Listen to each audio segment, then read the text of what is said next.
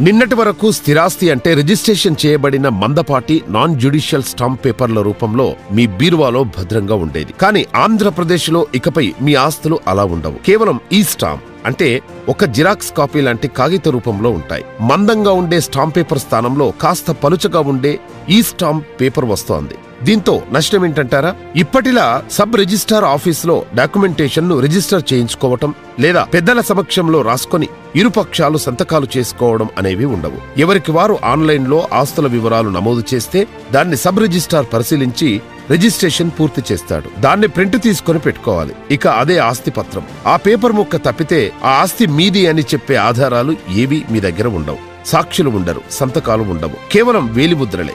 మీ వేలిముద్రలు, మీ ఆస్తి వివరాలన్నీ కూడా ఒక ప్రైవేట్ సంస్థ దగ్గర ఉంటాయి.